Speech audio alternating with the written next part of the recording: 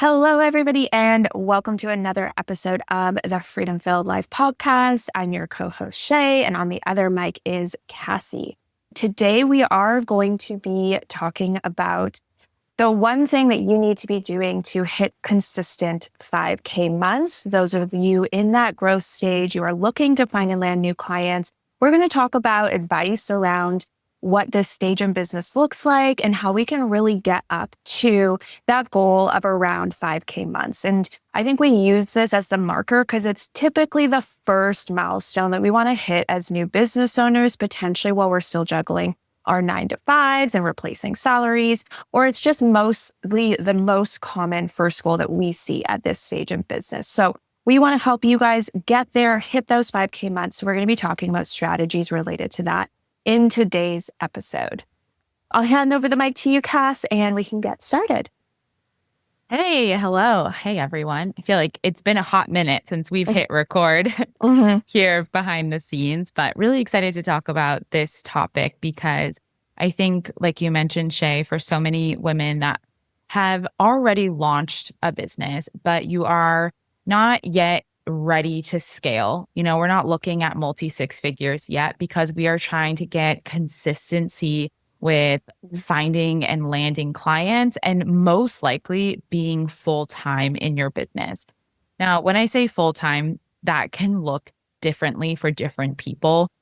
But typically for our clients who fall into this category, you're still juggling your 9-to-5, or maybe you have a partner that is, making the majority of your household income and you want to make your business quote unquote full time. You want to be booked out. And typically, again, like you said, Shay, that 5K months is usually a kind of like the average that we see for women within our audience that feel good and feel full time with their revenue, are able to, hit some of their other initial finance goals.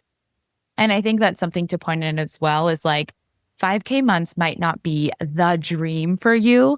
And if it is, great. If it's not, and you want to hit 10K months or 25K months, then that's totally amazing. But if you haven't yet hit consistent 5K months, then this is a really great first financial milestone. I think it's important to look at those stepping stones and financial milestones before you are trying to hit those even bigger multi-six figure goals. The goal can be multi-six figures, but let's first start by hitting the goal of consistent 5K months. So I'm excited to dive into this conversation. And, when we talk about the one thing, obviously there are multiple things that you need to be doing. But I think, Shay, the reason why we structured it this way is because we really do feel like it boils down to one main thing you should be doing. And if you're listening and you've been feeling overwhelmed as a business owner in this stage,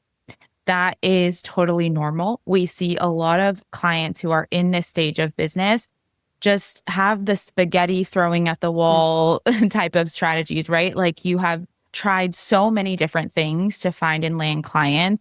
And then now you need to be a bookkeeper and an accountant, and you need to be a marketer, and you need to deliver client work, and you need to build your first website. There's so many aspects of being a business owner in this stage that I really hope that by the end of this episode, you feel like you have more clarity around doing less with more impact to actually hit this consistent 5K month goal. So let's kind of set this stage, Shay, and I would love to know from you, why do you think so many women who are in this growth stage of their service-based online business, why do you think they struggle to hit consistent 5K months? Yeah, I'd say the first one that sticks out, and you kind of touched on it, is doing all the things.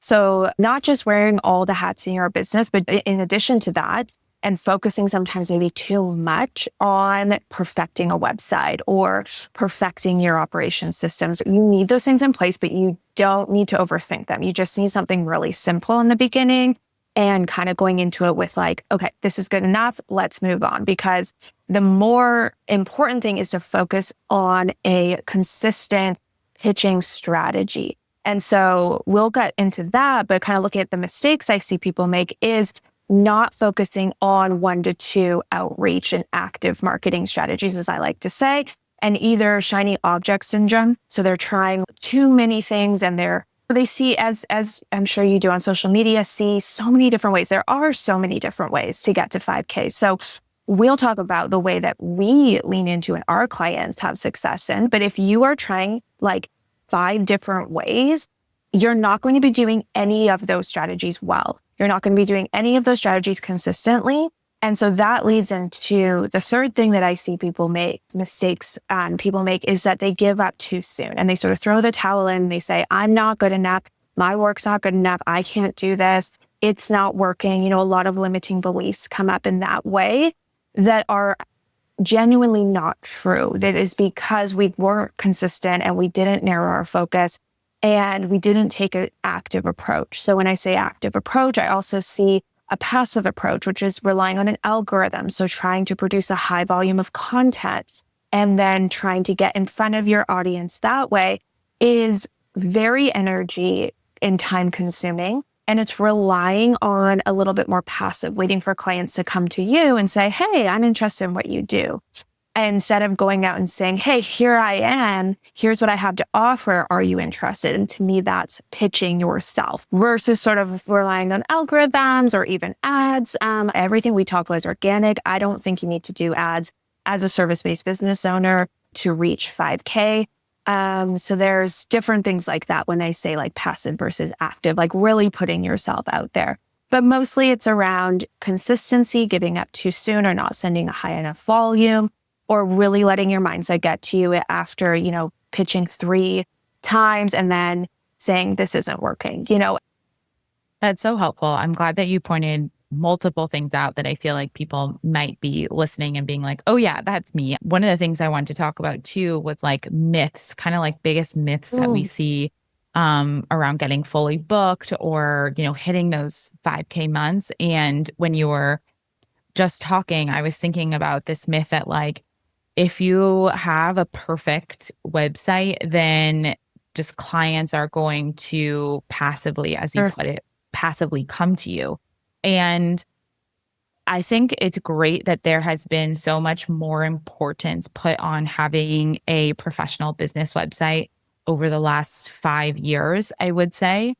But it is so, so important to make sure that you're not spending just ridiculous amounts of time perfecting a website or spending 6 months building a business website before you actually start doing what you were talking about, Shay, which is proactive client lead gen. And I think like the goal is for your website to have a professional site, somewhere that explains what you do, who you do it for. And there is strategy that goes into what you want on this site and how to speak to someone, making sure that it's reflective of your niche audience and your services. But at the end of the day, it is not something that is, super difficult to achieve. I think if you are able to find a professional looking website template and you just make sure that it's clear and it looks professional, like it can be something that takes you 2 weeks to launch your website, create and launch your website on the side of having your 9 to 5. So this is for, somebody who has still a lot on their plate. And I know it's a lot to do that before work, after work, on the weekends, but you can launch your website in 2 weeks and then move on to the most important part of finding and landing client, hitting consistent 5K months is doing proactive client lead gen. And when you think about it, I think it's really logical. It makes a lot of sense. Like we need the foundational things in place, but we don't need them to be revolutionary. They need to be, like you said, Shay, good enough that a potential client could come to your site. They're able to book a discovery call with you. They're able to look at your services and your signature offer. They can see your background. They see the value you have. They see with who you work with. And boom, it's like, that's what I need. I can move forward in the next step of booking a discovery call. Yeah. But I think there is this myth that like, if you have this perfect revolutionary website, that clients are just going to come to you. And I think, you just busted that myth by saying like, we need to be proactive. All of the clients that we have served to get fully booked have all done proactive client lead gen outreach in order to get fully booked. It wasn't, I woke up one day and I have 15 new emails from clients who are interested in working with me. And I think a big part of this that we're going to talk about is like volume, consistency, quality, and then I would also add determination. Oh, Can you kind of talk about, these 4 pillars to successful client outreach and how this is, or why this is so important to having potential clients in your sales funnel and actually having client conversations so that you can get fully booked? Yeah, absolutely. Okay. So for thinking the first one, volume, this is going to be quantity, number of how much your output is, how much, and this is each week. So I want to see that to have a snowball effect. We also want, I guess this also goes into consistency, volume. They're always like so interchangeable. They're so tied together. So I want to see, I like weekly cadences. We're thinking about a snowball and you're rolling the snowball. You're consistently pushing the snowball. It's getting bigger and bigger as it's gathering snow. You will be able to maintain volume and consistency if you set yourself weekly goals versus I've noticed monthly goals or even quarterly goals for this kind of outreach. It will allow you to not have to say batch 50 in a month or one day in a month. It's 10 to 15 a week, right? That sounds so much more doable. And that is on the lower end, I will say. So, I would say that we have clients that start there. Once they get their cadence down, I want this to be achievable. I think there's psychology into this for setting goals, like start with 10, the next week do 15, and then the next week do 20 until you're hitting about 25, I would say, is that high volume, consistent outreach, basically hitting 25 outreach points. In terms of volume, a week is usually where the scales start to be the sweet spot, I would say, based on my experience and our client experience. But start, 10 and you can slowly build up. But doing it weekly will then lead into consistency, will then lead into habit building. So it's not sporadic where if you accidentally miss a week, that's fine. It's not like you missed a whole month. You just get back on track as well. And I think there's things just with goal setting around that. So staying consistent.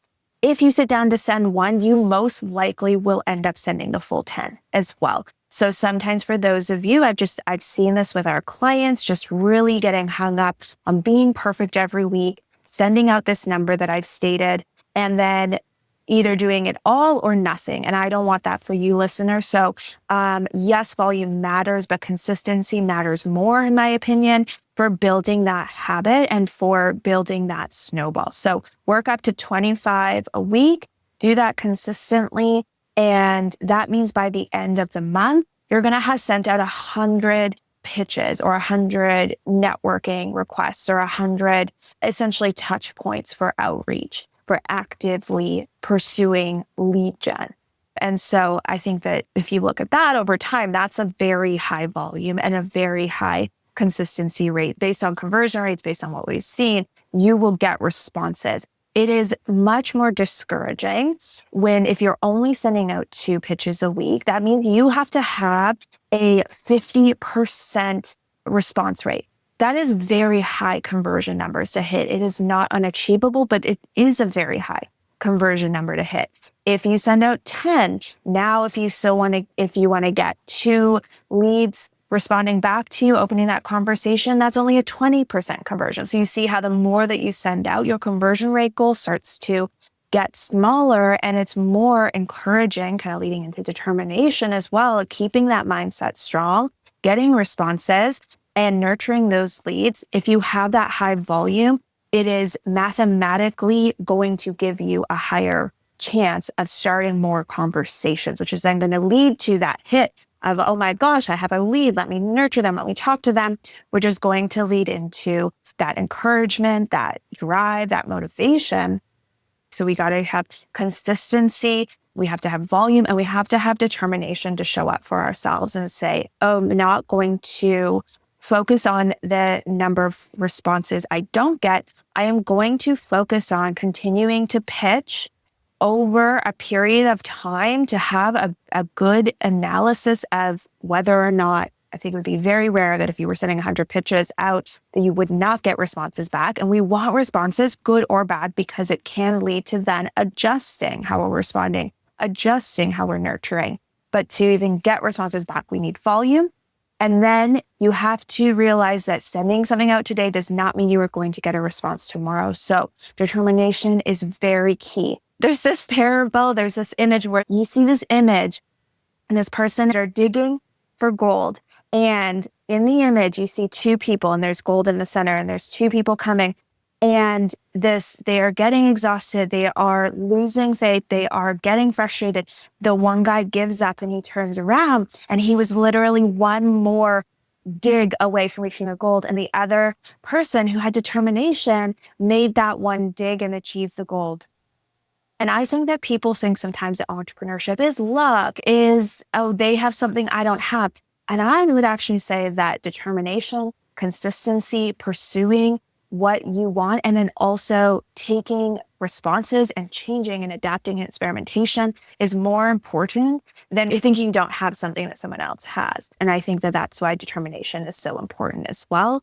Even when things look like something's not happening, it is happening. There's so many common stories too, just with our clients, with friends of mine in the entrepreneur space, that by staying consistent, the snowball effect will happen where you're pushing that, what's a snowball? You're pushing the rock up the mountain and you reach the top and then it rolls down. I have so many different analogies, but I feel like you guys are getting it. So I have heard the story time and time again. And all of a sudden it's like, oh my gosh, we had one client who spent 6 months and consistently implementing everything. And she had a niche that it needed a longer sales cycle. She needed more nurturing. Like her sales funnel needed to be longer. And it was consistency, determination, showing up volume and consistency every day. And 6 months, she got fully booked in 1 week. And so that was just such an amazing example of staying consistent and staying with it. And I think that in her scenario, I think that it had to do with who her niche target audience is. I think in most cases, you're going to see a much more consistent getting booked out over time. Like, the first 60 days, we get a couple clients and so on and so forth, versus it being like nothing and then everything. But I did want to put that out there that I have heard that story, not just from clients, but also friends in the industry as well, where it was like, I just kept putting in the work and then boom, the leads started converting. So determination is very important. And then the last one is quality. So I know I have been very on consistency and volume, but I also want to make sure that when we are sending them out, just like I kind of mentioned niching right there, making sure that they are someone who could use our services. So if that's in your niche, if it's a referral, if it's in your network, if it's just making sure that who we're sending out pitches to are ones that could be potential clients versus, trying to do something where it's like, I'm going to pitch every single person because maybe they need my services. And that could be true, but it will then lead to a much lower response rate. So I do encourage you to vet them, take a look at them, try to assess. I know sometimes if we have services that aren't visual, it might be hard to know whether or not someone needs your services. That's okay. So definitely send it out to them if they're falling into your niche, if they're falling into someone that you would want to work with. Again, that's where I think about quality is not just blanket, like I'm going to pitch every single entrepreneur who might need my services. Mm-hmm. Yeah, that's so helpful. I'm glad that you brought up the niche because I do think, without diving into it, because I think that's an entire other episode, but we do talk about this and we have talked about it in past conversations, how important it is to have a niche. And I think that also reduces and removes overwhelm of who do I reach out to? Like who are my clients? And like you said, it is too vague to say small business owners or entrepreneurs. And I think also it becomes discouraging if that is your niche and you are sending out pitches and doing outreach. Since you're not specific enough, there might be somebody else who is winning those pitches, landing those clients because they are niched down. We've talked about this in past episodes, so I won't go into it too much, but that's why it's so important to have your niche. And once you do have your niche, it should be very easy for you to say, I know who my ideal client is. And so you have an entire list of people you could reach out to that would need your services. So it is less, like you were saying, Shay, just sending out pitches to everyone and anyone. We want to make sure it's quality. These are people who should be your ideal client. They're people that you had in mind while you created this business and these services. That's why your website speaks to this specific niche, so that at least we're getting a interested response. And then that person is what we call a warm lead. It goes from cold leads, like these people don't know you at all. And then what we're looking for is positive responses to these outreach messages. And I think your niche is a very, very big part of that.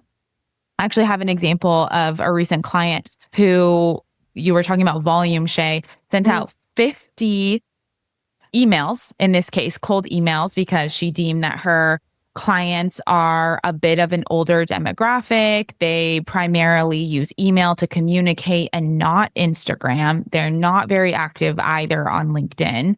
And so basically she deemed like, okay, email is still the way that I'm going to reach out to these people. It's the way they like to communicate. So it's an important aspect, I think, of selecting the client outreach strategies that you're going to utilize. That we have various ones, but it's important for you to make sure that that's aligned with your niche and your ideal clients. So she deemed that email outreach was going to be her way to reach out.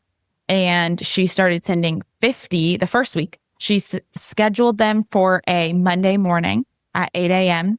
So I know, Shay, that's something that you like to recommend, is sending pitches earlier in the week and not sending pitches on a Friday evening. Like nobody's going to open your emails on a Friday evening. So if you are working on Friday evening or you are working over the weekend, then schedule your emails. If you're doing cold pitch emails for your target audience, you can schedule emails to send out. And out of those, she received many interested prospects. Some were just questions.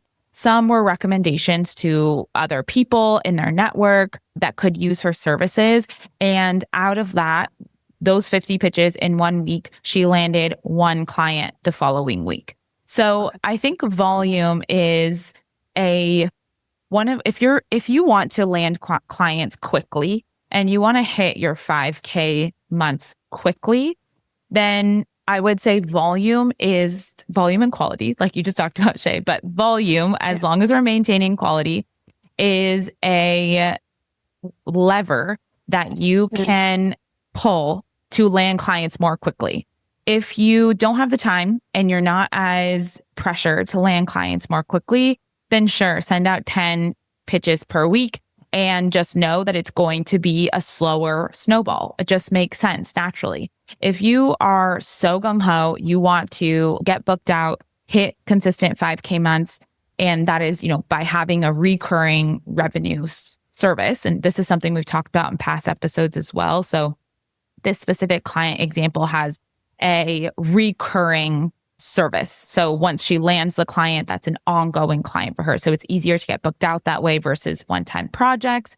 Send out 50. Challenge yourself. Can you send out 50 quality client outreach points to people that should be in your target audience, or that are in your target audience, every week until you land these clients? Because I think if you're listening to this and you really do want to land clients quickly, kind of like you were talking about the determination, Shay, and volume is so important. The more that you can do, the faster you can do it, the more likely you are to have interested clients. And now one of these two new clients that she booked has now introduced her to two other people in her network that are also interested in those types of services. So sometimes it's not always just a potential client that might be responding to your outreach messages. It could be a recommendation to somebody else. And so that's why it's so important to just do this volume and keep a really positive mindset, be really determined, and just say, like, there are people I know that need my services, and I'm going to go out there and get after it and start sending them messages.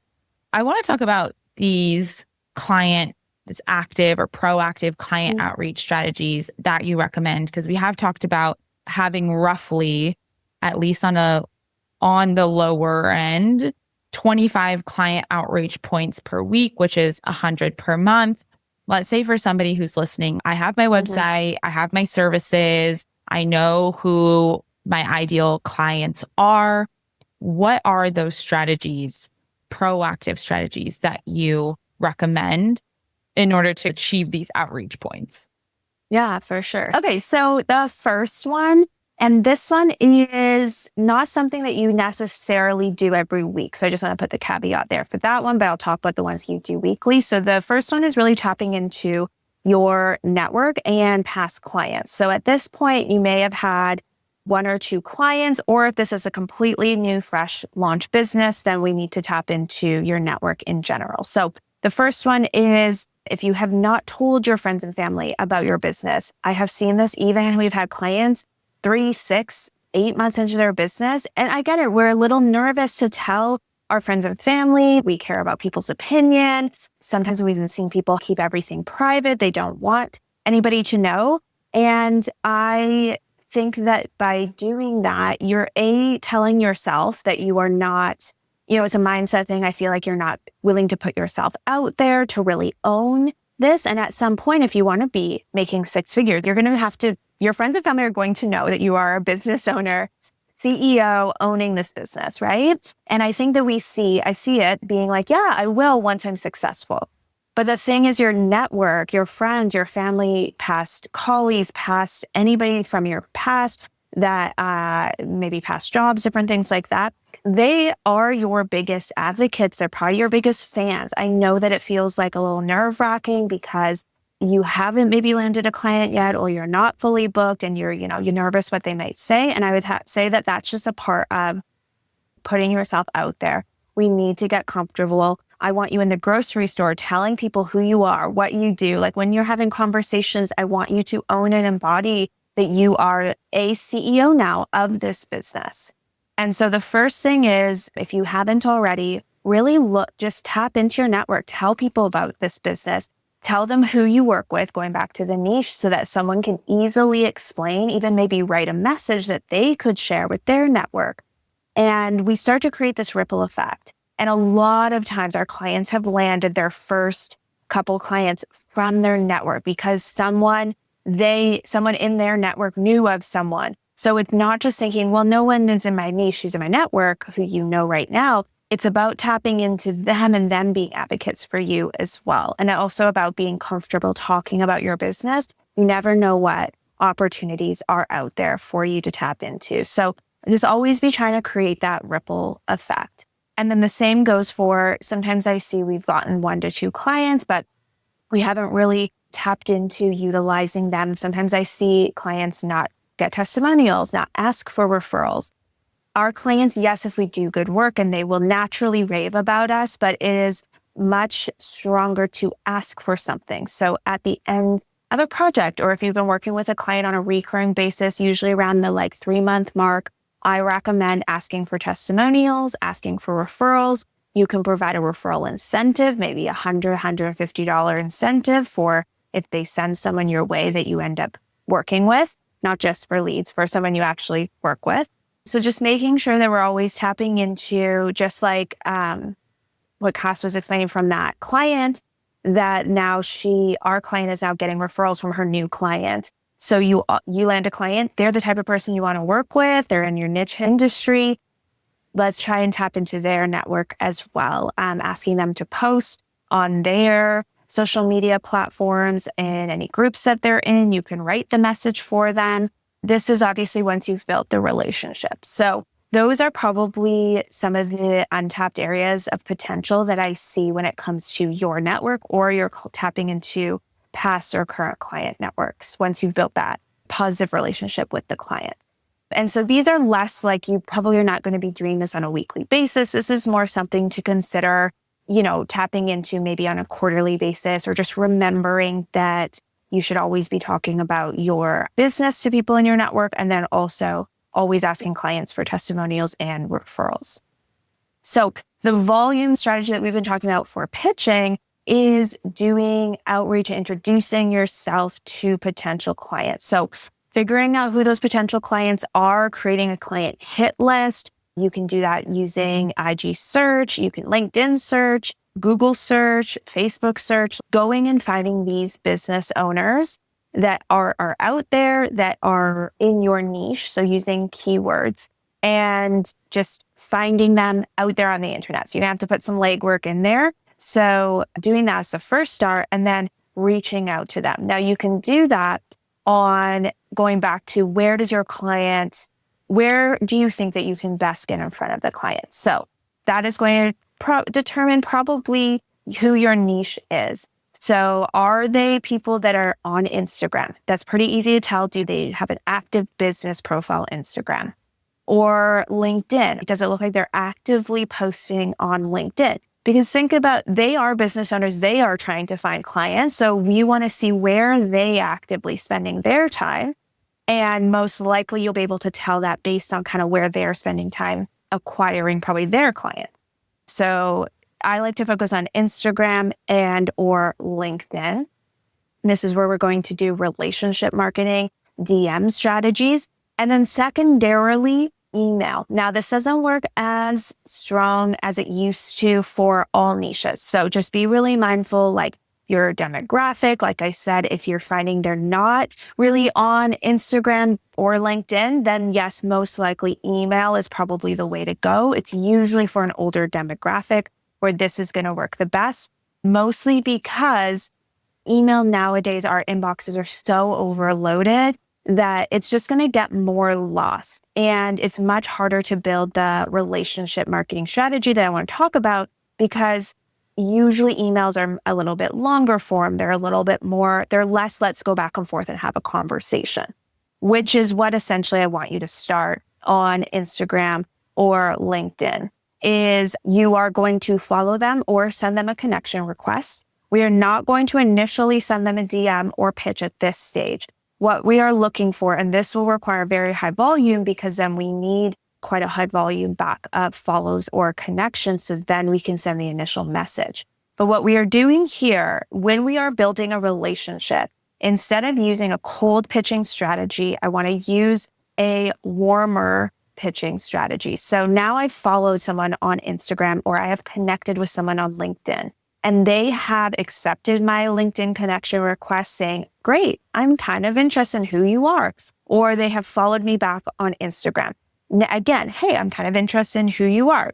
That's not saying, hey, I'm going to hire you, but it is saying, I want to be in your network, essentially, and it may not be as literal as that, but in the social media world, it is opening the door to have a conversation. Now, when we send that initial message, thanking them for following, connecting, asking them a question about something you see, opening up the door for a conversation. Depending on what strategy you want to use, you can go in for a soft pitch right away, or you can start building a conversation. They've opened that door. Now we want to be sending out that initial contact message. And then we want to be waiting for them to respond. So again, we don't want this very aggressive approach to just peppering them with messages and trying to get them on a discovery call right away. What we are trying to do is, yes, get them onto a discovery call, or what I call a sales call.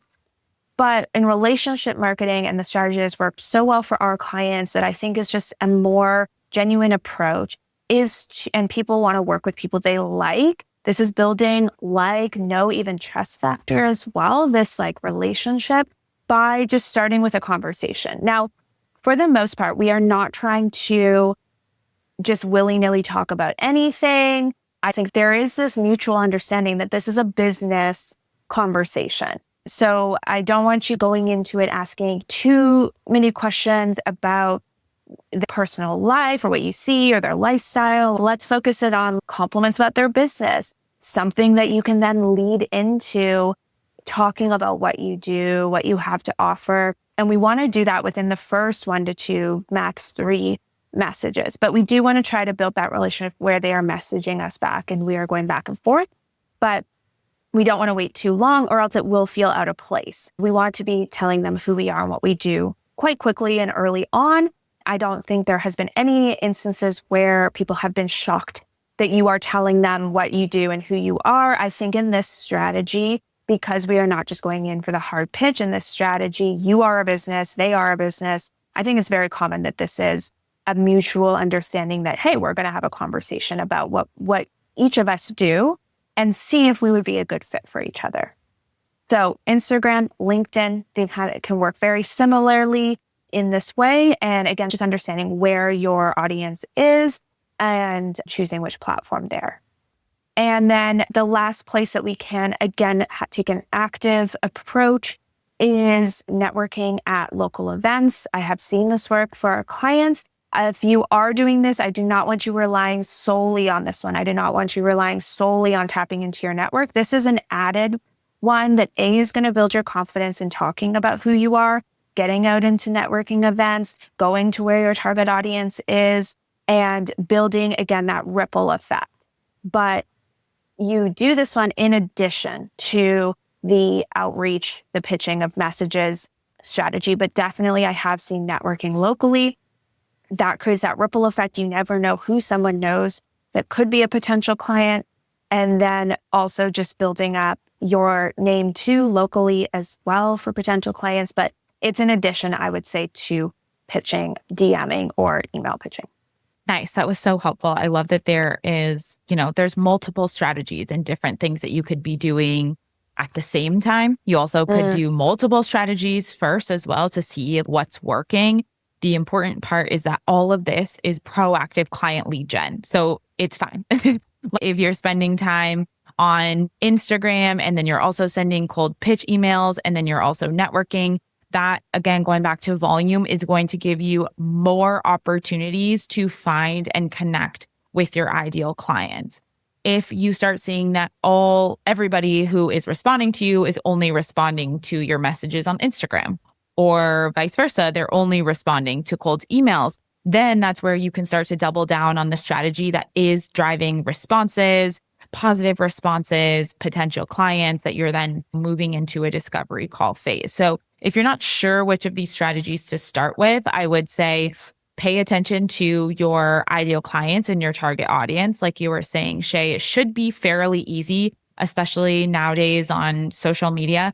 If somebody is active on their accounts and has a robust account, I would say, then that's probably a good indicator that they use it. For example, on LinkedIn, when I've looked with clients and we're analyzing, is LinkedIn a place where their niche target audience is hanging out? If we keep seeing people who have really lackluster and very bare LinkedIn profiles and don't really have images, like profile images, they don't have much on there, we see a trend. Like it is a trend of this demographic or trend of this niche audience that they're just not active on here. So then you go elsewhere and it's like, where are they spending time? So really that should dictate it. But if you can't tell and they seem to be in all of those places, then it's fine to implement multiple strategies. Going back to the volume, the more proactive you are, the more determined and the higher volume that you're doing, the faster you're going to get more positive potential client responses that then are going to lead to more discovery calls and then again, more landed clients. So it really is a numbers game. For those people, Shay, that are listening, that maybe they do have a full-time job, they're super busy, potentially they even have kids, other responsibilities.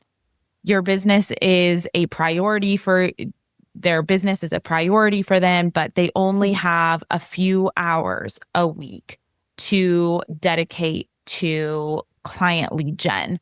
How would you tell them to go about spending that time? What should they be doing? I'd say that once you have pretty much your like initial, sometimes you have probably like 1 to 3 sort of what I like to say templates. Again, we don't want things to sound too templatized, but you can have your base will speed up how quickly you can send out pitches. So it really comes down to the like client hit list. So I'd say that if we have 2 hours, I'd say an hour should be more than enough time to come up with the 25 potential clients per week. Again, using keywords, using Instagram, using LinkedIn, that probably wouldn't take you a full hour to do. But let's say, you're vetting them for quality. Give yours an hour there. You could get faster at that as well. And you probably will get faster at that. And then sending the pitches, they don't need a ton of customization. It's really picking out 1 or 2 things. Depending on what your template is, you will get faster at that. I think you could easily send out 25 pitches in an hour, 25 initial messages in an hour. So that would look like, let's say, for example, the previous week you did your following strategy or connection strategy. Usually by the next week when you go into pitching, you'll have had people follow you back. You have said your connections, then you send out your initial contacts to them, then go and find more clients to follow. Again, the volume is very key with that. So if you're doing those 2 things consistently, sending out connection requests, following, and then sending out your initial contact messages to whoever has followed you back or connected back, I think that you could do that at the 25 outreach volume within a 2-hour window. And you could even break it up over an hour, over 2 days or something like that. Okay. And in talking about mindset shifts, because I think that's a big part of kind of the stage of business owner that we see who really wants to hit consistent 5K months, really wants to be full-time. And you kind of talked about in the beginning of the conversation, like they see everybody else landing clients or seeming to be booked or even scaling and growing their business. And they're struggling to get over this initial hurdle of getting paid what they want to get paid and getting clients into their services, and a handful of clients, usually at least. What kind of mindset shifts do you think need to happen for these women to stop playing small and start actually showing up for client lead gen and being able to overcome this fear of rejection? Or we hear a lot of like, oh, I feel like I'm going to be too salesy. What if they don't need my services? I'm not really sure. They sent this random message back. I don't know what to say. There's a lot of like imposter syndrome and I think just fear. And I think about the book, The Mountain Is You, like really getting in your own way when you need to at this stage of business, be the proactive person that is landing clients. What are some of those big mindset shifts that could help change that perspective for women who are ready to start stepping into proactive client lead gen and really wanting to hit consistent 5K months? Yeah, I think that a lot of that comes up even just from like a biological response of staying in your comfort zone. So as soon as you start putting yourself out there, and like you said, as soon as you send out messages and you, let's say, don't get response back, it can be very triggering. It can be very like, oh my gosh, why did I start this business? Like, and I'm never going to find a client. Everybody else is better at this. Like, absolutely. Those thoughts, I think, are just so unavoidable and common. I think it's very rare that people don't feel that way when they are getting started. I think because a lot of times we're comparing our beginnings to someone else's middle or end. We don't never know the true behind the scenes of someone, how someone else got to where you see them now portraying where they're at. And that's great for them, but just making sure not to compare yourself there, staying in your own lane. But even when you stay in your own lane, these thoughts are going to come up. It's like you're naturally, if I love the book, The Mountain Is You. And I think in there she talks about self-sabotage. And it's very common that as soon as we start reaching and pushing ourselves outside our comfort zone, our body is responding like, no, this isn't safe for me. And that's where our thoughts kind of take over. So it's more about saying, okay, yeah, I'm feel that way. Like, acknowledge that you feel that way. I don't want you to think that you're abnormal. I feel like every single client that we've had, and then also myself included, I think we have these things that are going to come up and they're going to try and keep us small.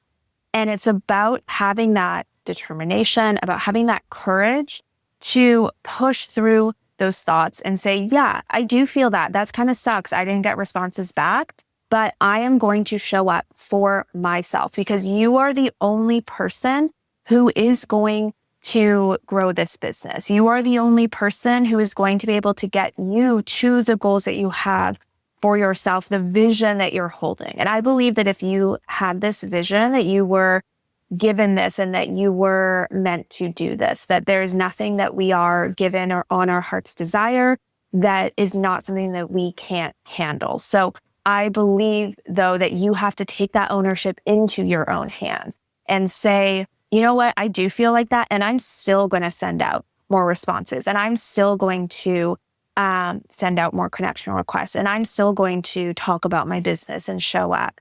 And with that, you will find that you will overcome these feelings of imposter syndrome by taking action. And I know that we sort of want to like fix the thought per se, but in my experience and in our clients' experience, what I have seen is that having that courage, having that determination, having that action taking moment is actually what builds confidence in you. It reinforces in your mind that you are the person that sends those requests. You are the person that shows up for yourself. You are the person that goes after the goals and desires, because again, no one else is going to do that for you. No one is going to send that pitch. No one is going to close that sales call. No one is going to send that invoice. Like, you are the one in the beginning who is making all of those things happen for yourself. And so to overcome these thoughts, so to speak, I would say accept them, take action, and I promise you the noise will die down, because internally your nervous system will then start to feel more in alignment with you are the person who does all of these things. And that builds confidence. So I think everyone thinks, oh, I need more confidence, or that person's so confident. Confidence comes, I think Cass and I have been saying this for years. Confidence comes from action, from having the courage to show up and do the thing, because it reinforces that then you do that thing. You are that person. So I would say that that would be my biggest piece of advice, is just always taking action throughout the messiness that might come up and hold you back. And know that I want to say, like, you are not going to run into anything that someone else hasn't run into before as well. So like, if you feel like you are not getting responses and someone else is, or you feel like you're getting weird, like not good responses, or not booking calls, or not closing calls, like, it's not you. It's not you. That happens to everybody. And I know that's kind of like annoying cliche saying to hear. Like, I get that. I get that when we're experiencing it, it's like, but it is happening to me. And just kind of trying to remind yourself that, like, even the biggest names that you see out there, and I'm sure they've talked about it somewhere, everybody has a story of overcoming those overcoming obstacles within business. And it's about the people, like I said, who keep digging for the gold, that are rewarded, that keep showing up for themselves, that keep taking that action, and that will rewire the pathways, and those voices will get less and less until they're non-existent. And so I don't think there's anything in terms of like, when the thought comes, like, how do I change it then? Just with taking action is what is going to help you embody that new version of yourself.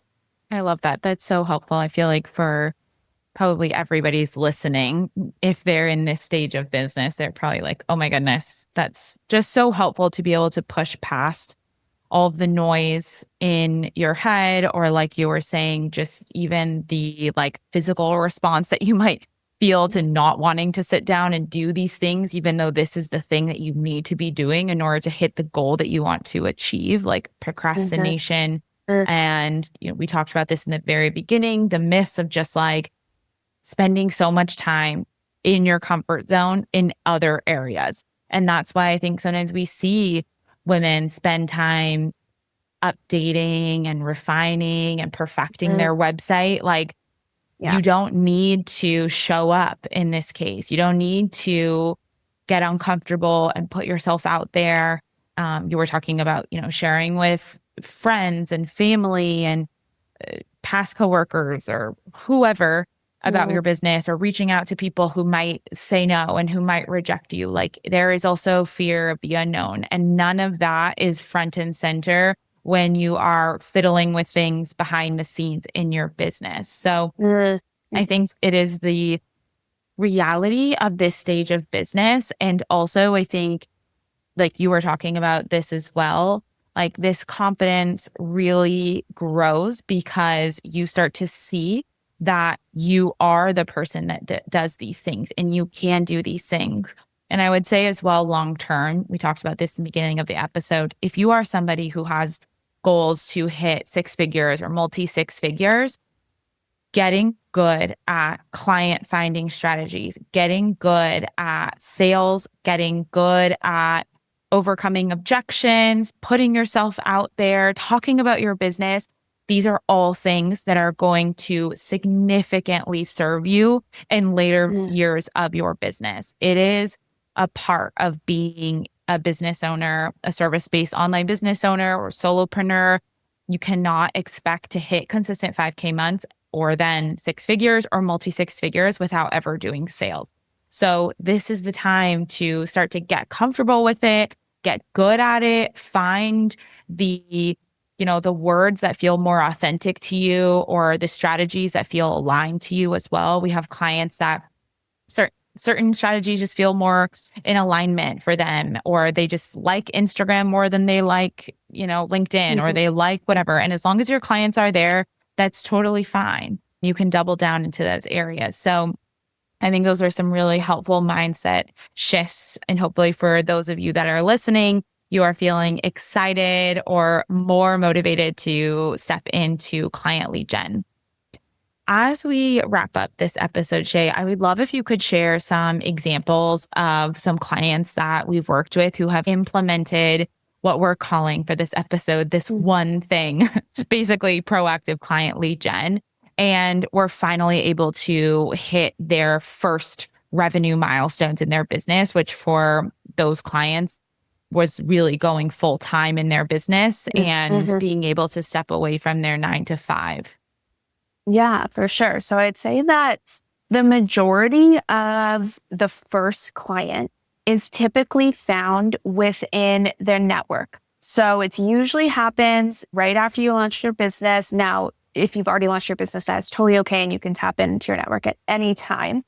But typically what I see is that the first client does come from someone in the ripple effect, which is why I think it's so important to be comfortable talking about your business and to be telling your friends and families and past coworkers and different things like that, because they are your biggest fans. And a lot of times that initial referral is so helpful in the beginning. So I do find that on the way to getting booked out or full time in their business, it's very common that at least one of the clients is coming from your referral network. So I would say that tapping into that is very key.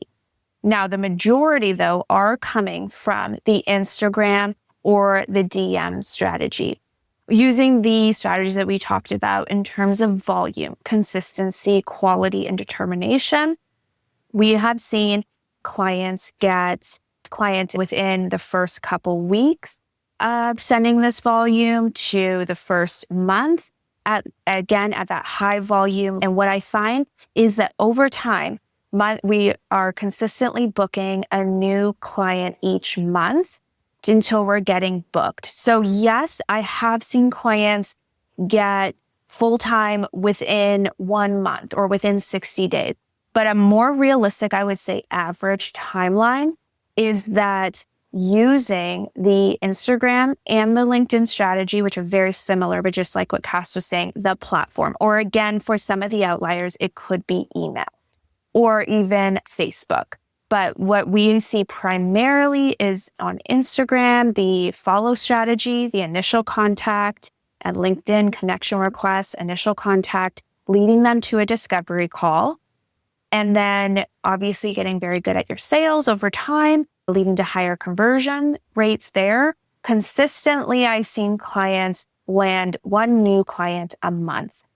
And so that, let's say you are, again, dependent on, let's say you need 5 clients. So within a 5-month period from launching their business to being full-time, getting a client consistently, that's an average timeline I have seen. Again, I've seen it in shorter as well, depending on, again, going back to Cassie's example of clients who have sent 50 lead gens and the next week was already getting on calls, tapping into their network. Your network the network and the ripple effect is very important. You will find that once you get booked out, that a majority of getting to the next level of revenue is primarily on referrals and then other different types of strategies. But referrals is going to be, it's like so common that becomes the majority of where your clients come from.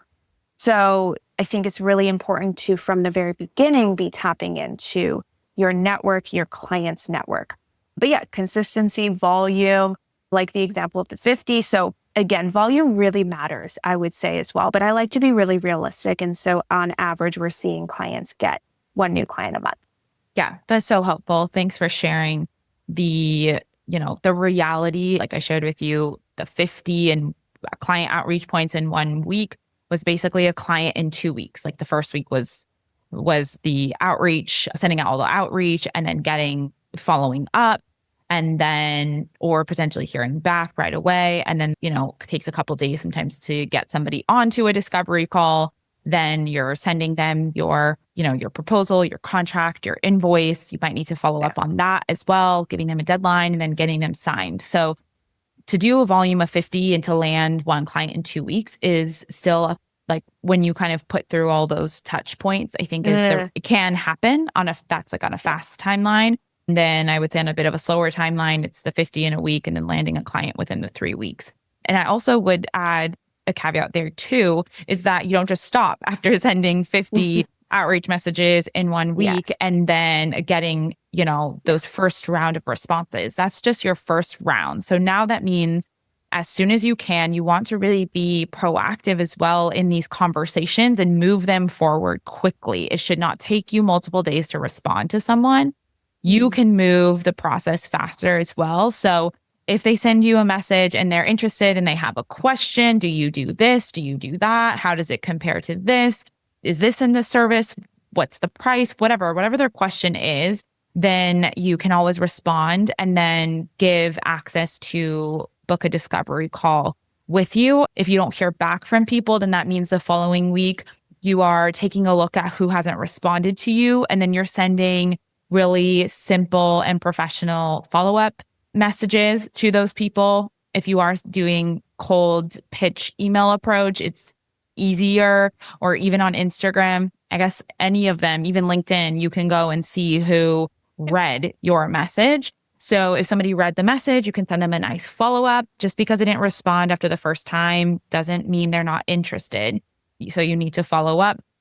And then, that means sending out 50 new pitches the following week and then doing those follow-ups and kind of just navigating those conversations with anybody who is interested. So thanks for sharing kind of the reality of that, because I feel like sometimes it's very behind the scenes, or people think they're just going to get booked out in 1 week. Or I'm sure to those of you listening, if you're 50 client outreach points and you're not booked out, it's the reality of cold pitching, introducing yourself or starting a conversation with people. Not everybody is going to need your services right now or right away. There might be people who are like, oh, can you circle back with me in a month or in 6 months or whatever? So you can save their information, put it in a client lead tracker, and then follow up with them, set yourself a task and follow up with them in whatever time frame they were suggesting. And that could then again be a future client. So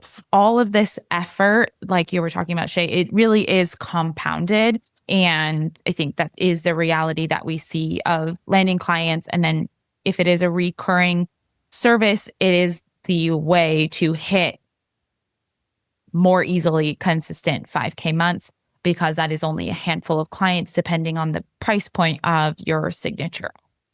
that you need to hit. And then you continue working with those clients. You don't need to be doing such a high volume of client lead gen on an ongoing basis with a recurring revenue service, which is so awesome. This is your one thing. This is the thing. If you are spending any time this week on growing your business, this is the thing if you haven't yet hit consistent 5K months.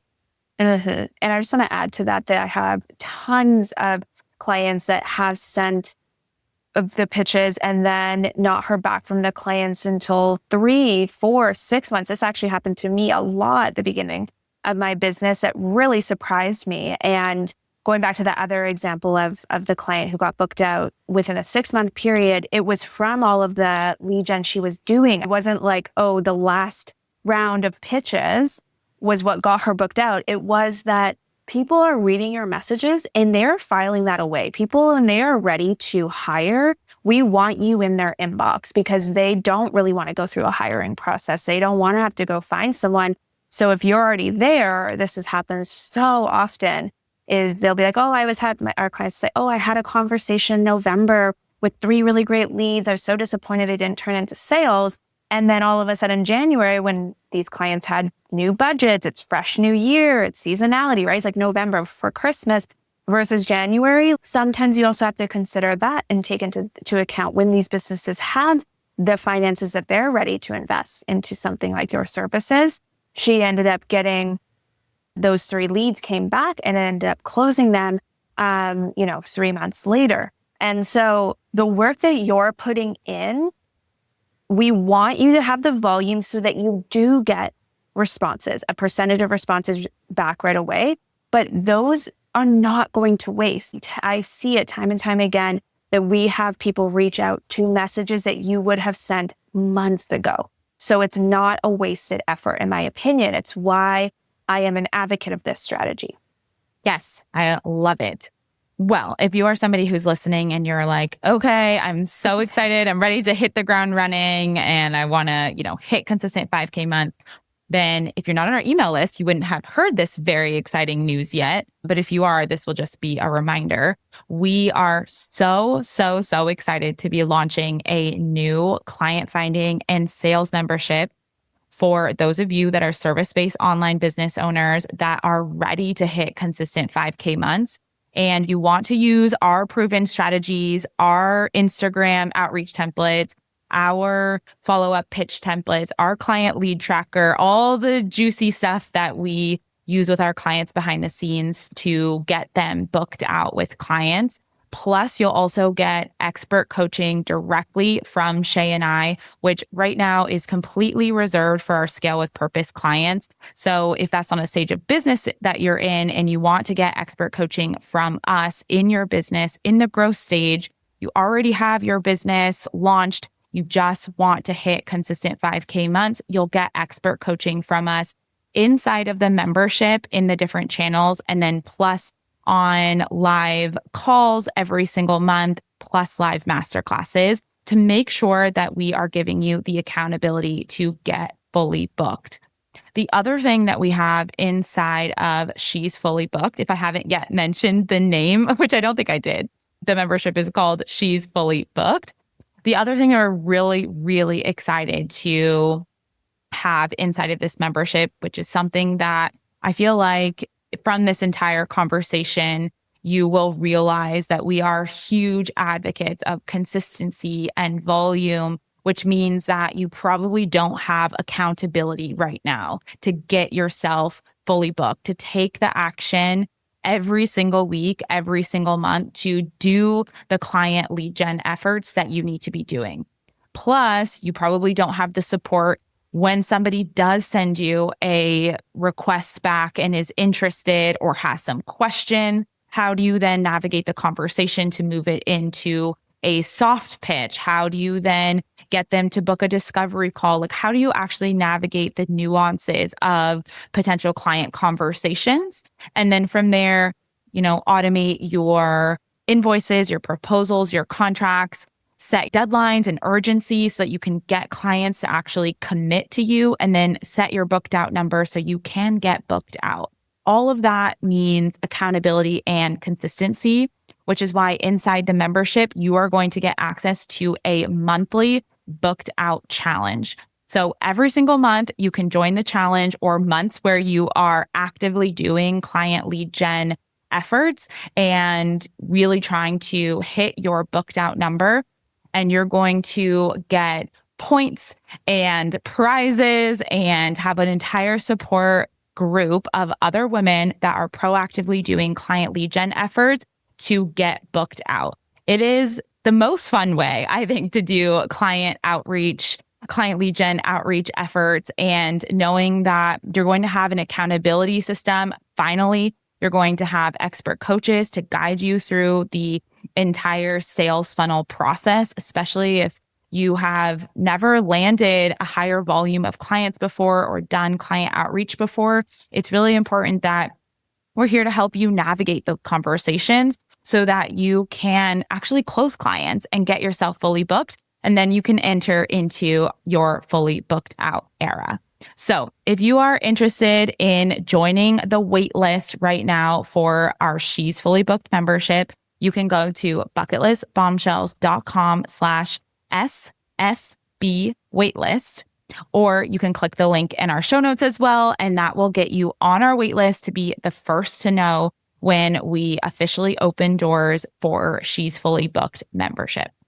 As if that wasn't all enough, for those of you that have been a part of our community for a long time, or even students of our online courses in the Bucket List Bombshells Academy, I think you'll be really excited to know that inside of She's Fully Booked membership, we also have She's Fully Booked online course, where we are going to walk you through with lessons and tutorials how to nail down your niche audience. We talk about this a lot on the podcast, how to create your signature offers and package your services, how to set your booked out number, our sales system for finding and landing clients, part of which we just talked about in today's episode, how to get your website set up and your operations ready to close more clients, all the juicy things without any of the fluff. You could technically binge this entire course in one day and then jump into our booked out monthly challenge the next month or the next day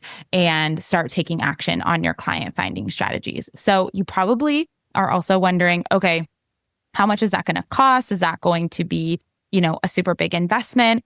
One of the things when Shay and I were creating She's Fully Booked membership, especially for this stage of business that you're at, because we know that you need accountability long term, you need to be able to implement these strategies and have expert coaching and accountability, not just in 30 days, not just in 60 days, not just in 90 days, but for as long as it takes you to get fully booked. And then with strategies after you get fully booked, how do you have coaching and accountability and all of that for a low cost investment? So the price of She's Fully Booked is just $97 a month. So this is our most affordable offer that we have, which includes everything that I just talked about and shared with you guys. So we are so excited to be launching this membership. And it's been a really big piece, I think, of the support system that we have been creating behind the scenes for women who are in the growth stage before you hit the scaling stage, especially if you've been interested in joining Scale with Purpose